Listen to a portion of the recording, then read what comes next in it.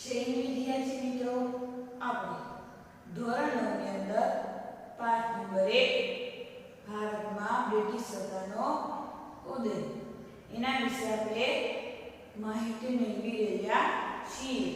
માં ગયા લેક્ચરની અંદર આપણે જે ડેલાઉસી છે એની ખાલસા નીતિ વિશે માહિતી મેળવી હતી કે ડેલાઉસીએ ઘણા બધા રાજ્યોને ખાલસા કરી. જે કંપની સરકાર છે એ કંપની સરકારની જે સામ્રાજ્યવાદી નીતિ હતી એમાં વધારો કર્યો હતો. એના સમયમાં થોડા ઘણા સુધારાઓ પણ કરવામાં આવ્યા હતા. બાળ લગ્ન, સતી પ્રથા એ ઉપરાંત તેના સમયમાં ભારતમાં પ્રથમ 1853 ની અંદર મુંબઈથી થાણા વચ્ચે પ્રથમ રેલની શરૂઆત કરવામાં આવી હતી.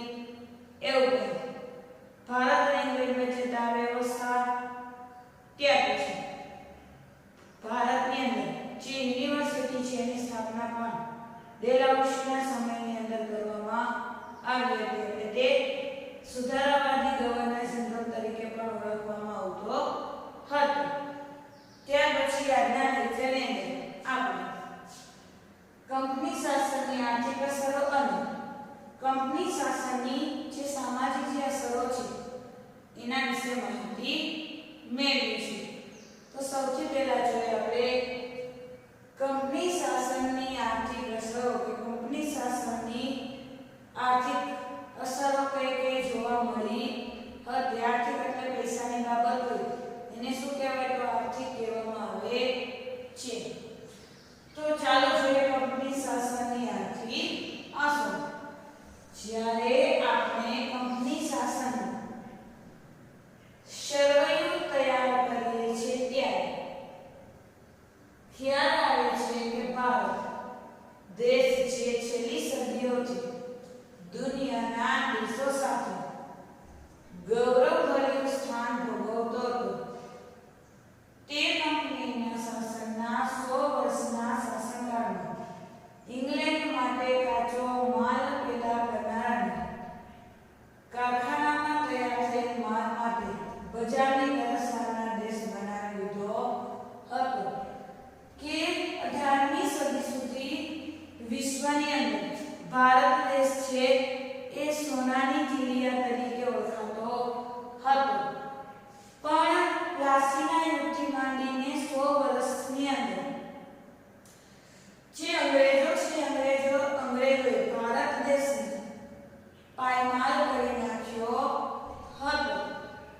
તો જ્યારે આપણે કંપની શાસનનું સરવૈયું તૈયાર કરીએ છીએ તો એ કંપની શાસન ભારત દેશની અંદર કઈ રીતે ચલાવવામાં આવ્યું એ તૈયાર કરીએ છીએ ત્યારે આપણને ખ્યાલ આવે છે કે ભારત દેશ છેલ્લી સદીઓ છે કે આપણો ભારત દેશ છેલ્લી સદીઓ છે એટલે કે છેલ્લી સદી એટલે કે છેલ્લા 100 વર્ષથી દુનિયાના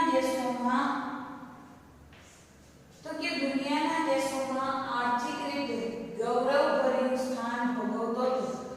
કે ભારત ગૌરવ લઈ શકે એવું સ્થાન ભારતનું હતું. કારણ કે ભારત આર્થિક સમૃદ્ધિએ ખૂબ જ એવો મજબૂત દેશ હતો. પરંતુ તે કંપની શાસનની અંદર જ્યારે ભારતમાં કંપની શાસન આવે છે એટલે ઈસ્ટ ઇન્ડિયા કંપનીની જે સામ્રાજ્યમાં વધારો થાય છે ત્યારે 100 વર્ષના શાસનકાળની અંદર કેટલા વર્ષના? તો કે 100 વર્ષના શાસનકાળમાં ઇંગ્લેન્ડ માટે કાચો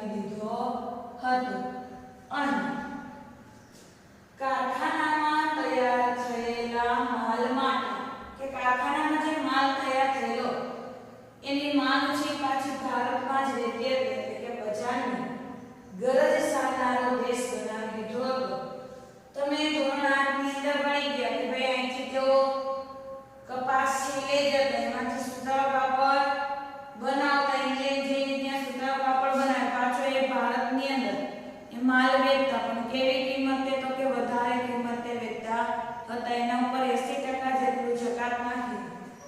એ જે માલ છે એ વેચવામાં આવતો એટલે કે બજારની ગરજ સારના દેશ બનાવી દીધો. બંગાળ સુતરાઉ કાપડ, કાચું રેશમ, ખાંડ, શણ અને મલમલની નિકાસ કરતું હતું. કે ઈ સમયની અંદર જ્યારે કંપની શાસન ભારતમાં રાજ્ય હતું ત્યારે એ સમયમાં બંગાળમાંથી સુતરાઉ કાપડ, કાચું રેશમ, ખાંડ, શણ અને મલમલની નિકાસ કરતો હતો. બધું વેચાણ ભારત દેશ કરતો હતો. શેનું વેચાણ કરતો હતો? તમારે લખવાનું સુતરાઉ કાપડ, કાચું રેશમ, ખાંડ, શણ અને મલમલની નિકાસ કરતું હતું. પરંતુ દ્વિમુખી શાસન પદ્ધતિ બાદ બંગાળની આર્થિક ચમક ઝાંખી પડી ગઈ હતી. દ્વિમુખી શાસન પદ્ધતિ એટલે અમુક વિસ્તારની અંદર અંગ્રેજોનું શાસન હતું અને અમુક વિસ્તારમાં જે રાજાઓ હતા એનું શાસન હતું. એટલે દ્વિમુખી શાસન પદ્ધતિ. કેવી પદ્ધતિ કહેવાય એને? દ્વિમુખી શાસન પદ્ધતિ બાદ બંગાળની આર્થિક ચમક ઝાંખી પડી ગઈ હતી. કે એ સમયની અંદર એટલે કે 18મી સદીની અંદર જે વિશ્વની અંદર જે ભારત દેશનું નામ હતું એમાં એ બંગાળ જે વિસ્તાર હતો એમાંથી એ બંગાળ વિસ્તાર ખૂબ જ સમૃદ્ધ વિસ્તાર હતો. તો એ બંગાળની આર્થિક ચમક છે એ શું પડી ગઈ? તો એની આર્થિક ચમક છે એ ઝાંખી પડી ગઈ હતી. ત્યાર પછી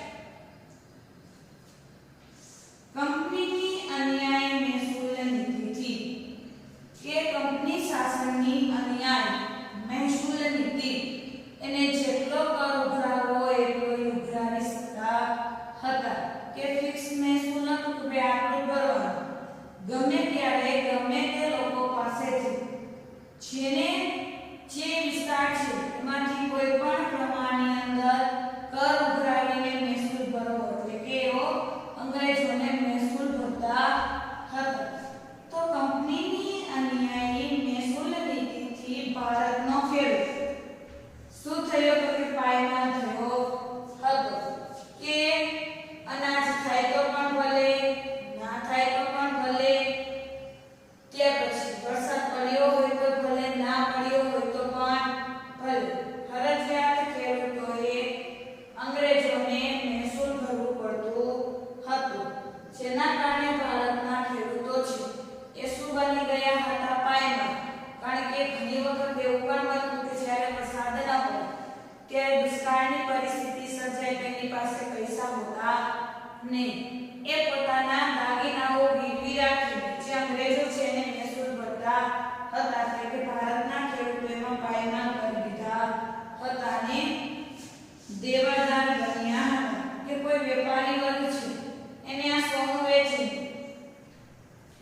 પૈસા મેળવતા અથવા તો ઉધારે પૈસા લઈને દેવું કરીને તેઓ જે અંગ્રેજો છે એને મહેસૂલ ભરતા હતા. એટલે તેઓ ભારતના ખેડૂતો પાયમાલ અને દેવાદાર બન્યા હતા. એના પર દેવું છે વધી ગયું હતું. ત્યારે અંગ્રેજ સરકારે ઇંગ્લેન્ડના ઉદ્યોગોને વિકસાવવા ભારતના કાપડ ઉદ્યોગ પર અન્યાયી જકાત નાખી હતી. કે જે ભારતનું સુતરાઉ કાપડ છે ભારતમાં જે લોકો વેચવા દેતા ને એના ઉપર એઓએ 80% જેટલી જકાત નાખ્યા. એટલે આપણો જે માલ છે, આપણું જે સુતરાઉ કાપડ છે એ આપણને મોંઘું પડતું હતું. ઇંગ્લેન્ડથી જે સુતરાઉ કાપડ આવે એ ભારતની બજારોમાં વેચતા એ આપણને સસ્તું પડે ને આપણું સુતરાઉ કાપડ આપણને મોંઘું પડતું હતું. કારણ કે એના પર 80% જેટલો જકાત નાખી દેવામાં આવ્યો હતો. એટલે કે આપણી જ વસ્તુ આપણને મોંઘી પડવા લાગી હતી. જેથી કારીગરો આપણા બેકાર બન્યા હતા. એની પાસે કોઈ કામ ધંધો હતો નહીં.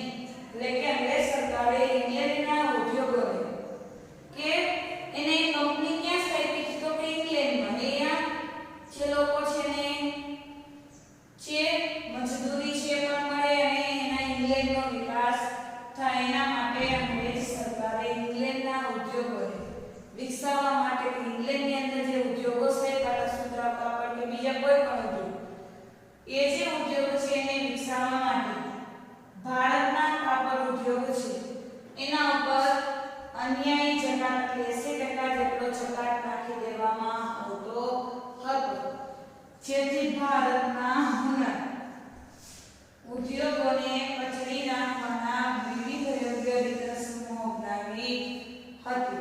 એક તો ખેડૂતોને પાયમાલ બનાવ્યા કારણ કે મહેસૂલ પદ્ધતિ વધી ગઈ એટલે ખેડૂતો છે પાયમાલ બન્યા અને દેવાદાર બન્યા જેનો કરીને મહેસૂલ ભરતા હતા એવો મહેસૂલ માફ કરતા નહીં. એટલે કે ભારતના હુનર ઉદ્યોગ ત્યાર પછી એવો હુનર ઉદ્યોગ કે ભારતના જે કારીગરો છે જે સુતરાઉ કાપડ બનાવતા બીજી કોઈ જે વસ્તુઓ છે બનાવતા હતા તે હવે બેકાર બન્યા હતા કારણ કે એની જ વસ્તુઓ બજારમાં વેચાતી હતી નહીં. કોની વસ્તુઓ બજારમાં વેચાતી તો જે અંગ્રેજો છે એની વસ્તુઓ છે ભારતની બજારોમાં વેચાતી હતી. ખુદ ભારતની વસ્તુઓ ભારતમાં મોંઘી પડતી હતી કારણ કે એના પશુ નાખી દેવામાં આવ્યું હતું, 80% જેટલું જકાત નાખી દેવામાં આવ્યું હતું.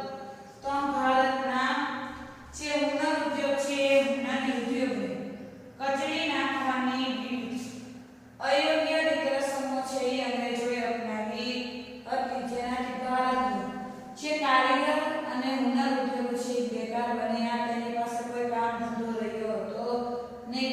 ખેડૂતોને પાયમાલ કર્યા અને ત્યારબાદ ભારતના હુનર ઉદ્યોગને પરિભાંગ્યો હતો, જેથી ભારતના ઉદ્યોગ ધંધા પરિભાંગ્યો કે આવી જુદી જુદી રીતરસમો અપનાવીને વધુને વધુ મહેસૂલ ઉઘરાવતા વધુને વધુ જકાત નાખતા ભારતનો જે ઉદ્યોગ ધંધાઓ છે એ પરિભાંગ્યા હતા. હવે ભારતની અંદર કોઈ એવા ઉદ્યોગ ધંધાઓ રહ્યા હતા ને બધા જ ઉદ્યોગ ધંધાઓ ધીરે ધીરે બંધ થવા લાગ્યા. ત્યારબાદ ભારતના કારીગરો છે એ ગરીબ અને બેરોજગાર બન્યા. પહેલા ખેડૂતોને પાયમાલ અને દેવાદાર બનાવી દીધા, ત્યાર પછી ભારતના જે કારીગરો હતા એ કારીગરો ગરીબ અને બેરોજગાર બન્યા. શું બન્યા તો કે ગરીબ, એની પાસે કોઈ કામ હતું નહીં, બેરોજગાર કે કામ વિનાના એ લોકો બેસી રહેતા હતા કારણ કે એના ઉપર જકાત નાખી દેવાથી એને જે હુનર ઉદ્યોગ છે પરિભાંગ્યો હતો. તો ભારતના કારીગરો ગરીબ અને બેરોજગાર બન્યા. ત્યારબાદ કંપનીના વેપારીઓ ખાનગી વેપાર કર્યો. જે કંપનીના જે વેપારીઓ હતા એ પોતાની રીતે વેપાર કરતા, એક કંપની માટે પણ વેપાર કરતા અને પોતાના પૈસા કમાવા માટે પણ વેપાર કરતા હતા. કે કંપનીના વેપારીઓ ખાનગી વેપાર કર્યો.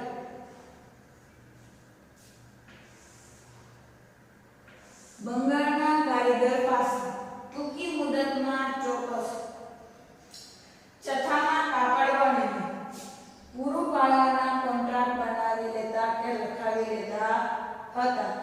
જે કંપનીના વેપારીઓ છે પણ એટલા હોશિયાર હતા કે ખાનગી કોન્ટ્રાક્ટ કે પોતાની રીતે જે વેપાર છે એ વેપાર કરી લેતા હતા. બંગાળના જે કારીગરો એની પાસે ટૂંકી મુદતમાં કે અમે તમને આટલા રૂપિયા આપશું, તમારે આટલો માલ અમને આટલા દિવસની અંદર તૈયાર કરીને આપવાનો રહેશે. એ લોકો પૈસા ઓછા આપીને એની પાસેથી કામ વધુ લઈ લેતા હતા. તો ખાનગી વેપાર કરી બંગાળના કારીગર પાસેથી એ સમયની અંદર જે બંગાળના કારીગરો હતો એ કારીગરો પાસે ટૂંકી મુદતમાં, ટૂંકી એટલે કે થોડાક સમયમાં ચોક્કસ જથ્થામાં કાપડ વણીને પૂરું પાડવાનો કોન્ટ્રાક્ટ બનાવી લેતા.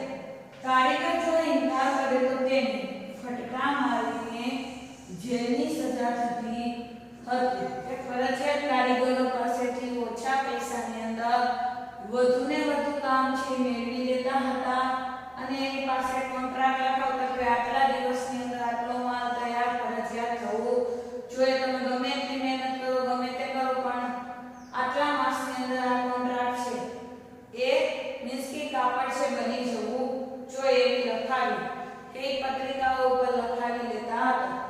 કારીગર જો ઇનકાર કરે કે અમારે તમારું કામ કરવું નથી અથવા તો અમે આ કામ છે આટલા પૈસામાં કરશું નહીં, જો કારીગર તો એ કારીગરને ફટકા મારવાની એટલે કે ફટકા એટલે કે જે સોટીઓ છે એ સોટીઓ જે કારીગરો છે એને સોટીઓ મારવામાં આવતી હતી. તો એ ફટકા મારવાની કે એ લોકોને જેલની સજા પણ થતી. જો તેઓ ઇનકાર કરે કે અમે કામ નહીં કરીએ આટલા રૂપિયામાં તો એને જેલમાં પૂરી દેવામાં આવતા અથવા તો એને જે હન્ટર હોય એ હન્ટરથી મારવામાં આવતો અથવા તો ચાબુક દ્વારા ફટકા મારવામાં આવતા હતા. ત્યારબાદ ઈસ્ટ ઇન્ડિયા કંપનીના શાસનકાળમાં ભારતમાં મુંબઈથી થાણા વચ્ચે પ્રથમ રેલવેની સ્થાપના કરી હતી. કે ઈસ્ટ ઇન્ડિયા કંપની છે ઈસ્ટ ઇન્ડિયા કંપનીના શાસનકાળમાં ભારતમાં મુંબઈથી થાણા વચ્ચે પ્રથમ રેલમાર્ગ નખાયો. ત્યારે 1853 માં પ્રથમ રેલમાર્ગ ભારતથી થાણા વચ્ચે શરૂ કરવામાં આવી હતી. એ ઉપરાંત ઇંગ્લેન્ડથી ભારત વચ્ચે આગબોટની શરૂઆત એટલે કે જહાજોની પણ શરૂઆત કરવામાં આવી હતી. કે ઇંગ્લેન્ડ અને ભારત વચ્ચે રેલની પણ એટલે કે મુંબઈથી થાણા વચ્ચે રેલની શરૂઆત અને ઇંગ્લેન્ડથી ભારત વચ્ચે આગબોટની શરૂઆત થઈ હતી. એ ઉપરાંત મુંબઈ, ચેન્નઈ અને કોલકાતા જેવા મહાબંદરોનો પણ વિકાસ થયો હતો. કે અંગ્રેજોના સમયની અંદર મુંબઈથી થાણા વચ્ચે રેલમાર્ગની શરૂઆત એ ઉપરાંત ઇંગ્લેન્ડથી ભારત વચ્ચે આગબોટ એટલે જહાજની શરૂઆત થઈ હતી. એ ઉપરાંત મુંબઈ, ચેન્નઈ અને કોલકાતા જેવા બંદરોનો વિકાસ થયો. ત્યાંથી જે માલ હોય એ માલની હેરાફેરી છે એ બંદરોથી કરવામાં આવતી. કયા બંદરોથી? તો મુંબઈ, ચેન્નઈ અને કોલકાતા જેવા મહાબંદરોનો વિકાસ થયો. કારણ કે ત્યાંથી જે માલ છે એની હેરફેર કરવામાં આવતી એટલે મહાબંદરોનો પણ એ સમયમાં વિકાસ થયો હતો. તો વિદ્યાર્થી મિત્રો આ રીતે ભારતને અંગ્રેજોએ આર્થિક નુકસાન પહોંચાડ્યું હતું. ત્યાર પછી આપણે જોઈએ કંપની શાસનની સામાજિક અસરો કઈ કઈ થઈ હતી. તો બ્રિટિશ વહીવટ દરમિયાન વર્તમાનપત્રોના વિકાસથી તે સમયમાં વર્તમાનપત્રો છાપવામાં આવતા હતા. તો બ્રિટિશ વહીવટ દરમિયાન વર્તમાનપત્રોના વિકાસથી ભારતીય પ્રજામાં વિચાર, વાણી સ્વતંત્રતાની ભાવના વિકસી હતી. કે જ્યારે એ સમયની અંદર કે જ્યારે બ્રિટિશોની સત્તા હતી એ સમયમાં જુદા જુદા વિસ્તારની અંદર કોઈ પણ વ્યક્તિ છે વર્તમાનપત્ર છે બનાવી શકતા અથવા તો છાપી શકતા. તો એ વર્તમાનપત્રનો વિકાસ થવાથી ભારતીય પ્રજામાં નવા નવા વિચારો આવ્યા. કે ક્રાંતિની શરૂઆત થઈ. વાણી સ્વાતંત્ર્ય પોતાની રીતે એવો લેખો લખવા લાગ્યા અને સ્વાતંત્ર્યની ભાવના એટલે કે દેશ છે એ આપણો સ્વતંત્ર હોવો જોઈએ એવી ભાવનાનો વિકાસ થયો હતો. ત્યાર પછી એ સમયમાં ભારતીય સમાજમાં કેટલાક કુરિવાજો પણ જોવા મળતા હતા. કે જ્યારે કંપની શાસન નું આપણા દેશની અંદર શાસન હતું એ સમયગાળા દરમિયાન આપણા સમાજની અંદર કે ભારતીય સમાજની અંદર કેટલાક કુરિવાજો પણ જોવા મળતા હતા. જેની અંદર સતી પ્રથા કે કોઈ પણ પુરુષ છે મૃત્યુ પામે તો એની પાછળ જે કોઈ સ્ત્રી છે એને સતી થવું પડતું હતું. એટલે કે એની જે ચિતા હોય એ ચિતા ઉપર જે એની પત્ની છે જે જીવતી હોય એને સળગાવી દેવામાં આવતી હતી. એને શું કહેવાય? તો કે સતી પ્રથા કહેવાય છે. એટલે કે સતી પ્રથા. ત્યાર પછી દૂધ પીતી કરવાનો રિવાજ.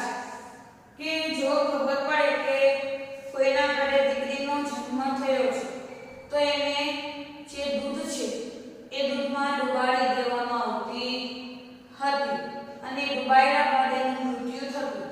તો એ જે રિવાજ હતો એને શું કહેવાય? દૂધ પીતી કરવાનો રિવાજ. જો કોઈ ના ઘરે દીકરીનો જન્મ થયો હોય તો એ મોટું આપવું જે વાસણ હોય તો પેલું એની અંદર જે દૂધ ભરેલું હોય એ દૂધમાં એને ડુબાડી દેવામાં આવતું. જ્યારે એનો શ્વાસ બંધ થઈ જાય મૃત્યુ પામે તો એ જે રિવાજ હતો એ દૂધ પીતી કરવાનો રિવાજ. ત્યાર પછી બાળ લગ્ન. કે એ સમયની અંદર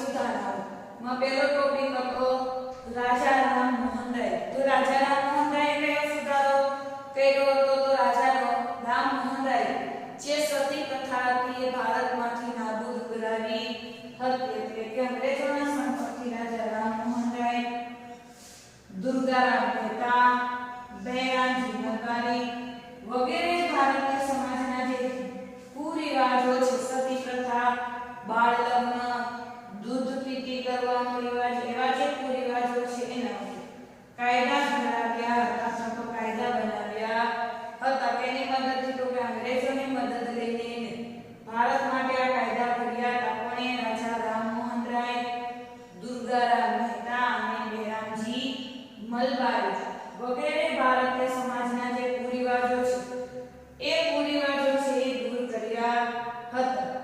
ત્યાર પછી ભારતમાં વહીવટી માળખાનું અંગ્રેજીકરણ થતા. ત્યારબાદ આપણે જોઈએ તો ભારતમાં વહીવટી માળખાનું શું થયું? અંગ્રેજીકરણ. કારણ કે ભારતમાં શાસન કોનું હતું? તો કે અંગ્રેજોનું હતું. તો એ બધો વહીવટ કઈ ભાષામાં કરતા હતા? તો બધો જ વહીવટ અંગ્રેજી ભાષામાં કરતા હતા. તો આ રીતે ભારતમાં વહીવટી માળખાનું અંગ્રેજીકરણ થતા. એટલે કે બધી જગ્યાએ ફરજિયાત અંગ્રેજીનું વર્ચસ્વ અથવા તો અંગ્રેજીકરણ થતું. અંગ્રેજી જાણનાર લોકોની જરૂરિયાત ઊભી થઈ કે ભાઈ એ સમયમાં અંગ્રેજો છે એ અંગ્રેજી ભાષા બોલતા. એટલે એની જરૂરિયાત હતી કે ભાઈ કોઈ અંગ્રેજી બોલતા વ્યક્તિઓ છે અમારી સાથે જોડે. તો એનું અંગ્રેજીકરણ થતા અંગ્રેજી જાણતા લોકોની જરૂરિયાત ઊભી થઈ. ત્યારબાદ પરિણામે મેકોલોના પ્રયત્નથી કે એ સમયની અંદર જે મેકોલો છે, મેકોલો નામના જે અંગ્રેજ અધિકારી હતા એના પ્રયત્નથી ભારતમાં અંગ્રેજી શિક્ષણ આપવાનો પ્રારંભ થયો. કે પહેલા ભારતમાં અંગ્રેજી શિક્ષણ આપવામાં આવતું ને. કારણ કે ઇંગ્લેન્ડના જે અંગ્રેજો હતા એની જરૂરિયાત હતી તેવા લોકોની કે જે અંગ્રેજીની અંદર એ ભાષા બોલી શકે, વાંચી શકે અને સમજી શકે એવા વ્યક્તિઓની જરૂરિયાત ઊભી થઈ. ત્યાર પછી મેકોલોના પ્રયત્નથી ભારતમાં અંગ્રેજી શિક્ષણની શરૂઆત થઈ હતી. ભારતમાં ઘણી બધી અંગ્રેજી શાળાઓ શરૂ કરવામાં આવી અને બાળકોને અંગ્રેજી શિક્ષણ શીખવવાની શરૂઆત મેકોલોના પ્રયત્નથી થઈ હતી. ત્યાર પછી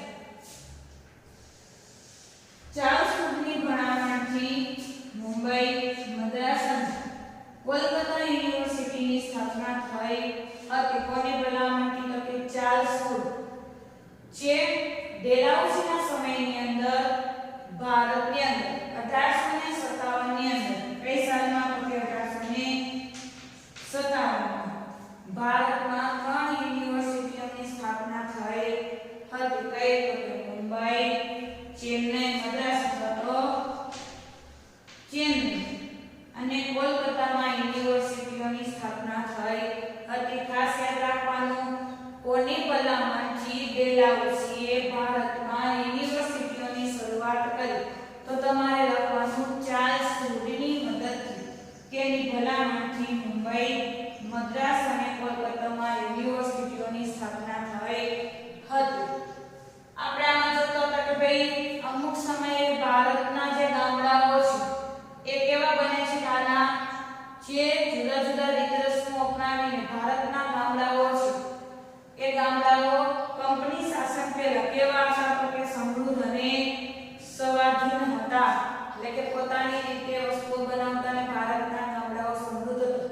પરંતુ અંગ્રેજોનું શાસન આવવાથી કે કંપની શાસન આવવાથી ભારતના ગામડાઓ છે એ પરાધીન બની અને ગરીબ અથવા તો પાયમાલ બની ગયા હતા.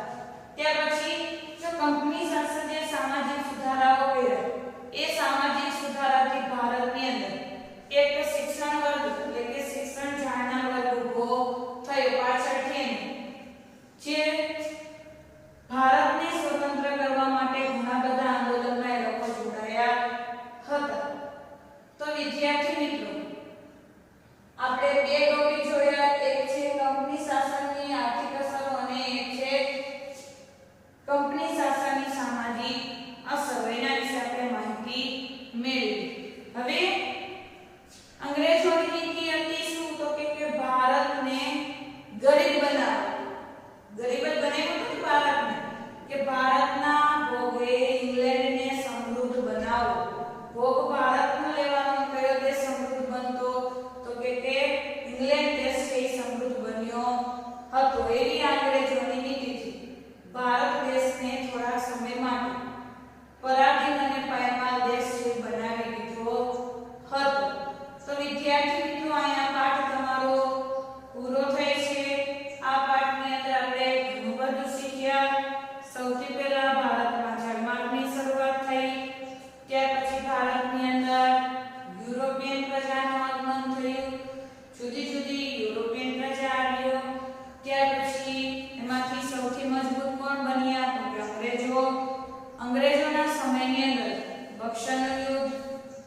1857 માં પ્લાસીનું યુદ્ધ થયું, 1764 માં બક્સરનું યુદ્ધ થયું.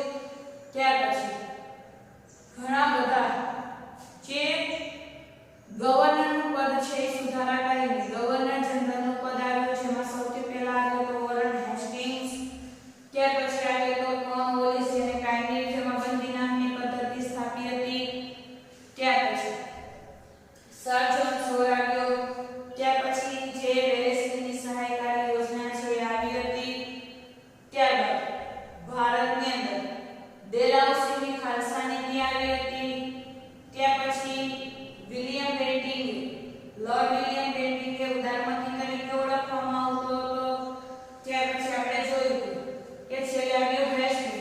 એ હેસ્ટિંગના સમયમાં પણ ઘણા બધા સુધારાઓ કરવામાં આવ્યા હતા.